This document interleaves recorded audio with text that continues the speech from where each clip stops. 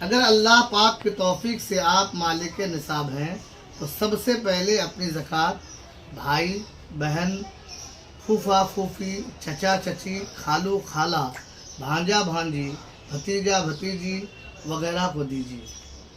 اس کے بعد اگر آپ زکوٰۃ دینا چاہتے ہیں تو اپنے محلے علاقے کے مدرسوں کو دیجیے۔ ہرگز ان فقیروں کو آپ اپنی زکوٰۃ نہ دیں جن فقیروں کے ایمان کے بارے میں آپ کو یقین نہیں، جیسے کہ روڈوں پر کھڑے فقیر، مسجدوں کے سامنے کھڑے فقیر، چوراہے پر کھڑے فقیر۔ یہ ٹوپی پہن لیتے ہیں، کرتا پہن لیتے ہیں، داڑھی رکھ لیتے ہیں، لیکن ان کے اہل ایمان ہونے کے بارے میں ہمیں یقین ہی نہیں ہے۔ یاد رکھیے، جس کو زکوٰۃ دی جاتی ہے اس کا مومن ہونا ضروری ہے اور غریب ہونا ضروری ہے۔ یہ فقیر تو دکھتے ہیں لیکن یہ مومن ہے یا نہیں ہے اس کے بارے میں آپ کے پاس کوئی ہسٹری نہیں ہے۔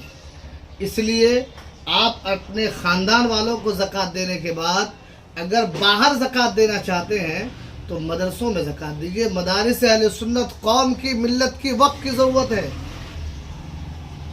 ان مدارس میں ہمارے اور آپ کے بچے دینی تعلیم حاصل کرتے ہیں، حافظ بنتے ہیں، عالم بنتے ہیں، قاری بنتے ہیں، اس لیے ان کو دیجیے۔ لیکن روڈوں پر کھڑے ان فقیروں کو جن کے ایمان کے بارے میں کوئی ہمیں پتہ ہی نہیں ہے، ان کو ہرگز زکوٰۃ نہ دیں۔ اگر آپ نے بغیر تحقیق کیے زکوٰۃ دے دی تو یقین جانیے کہ آپ کی زکوٰۃ ادا ہی نہیں ہوگی۔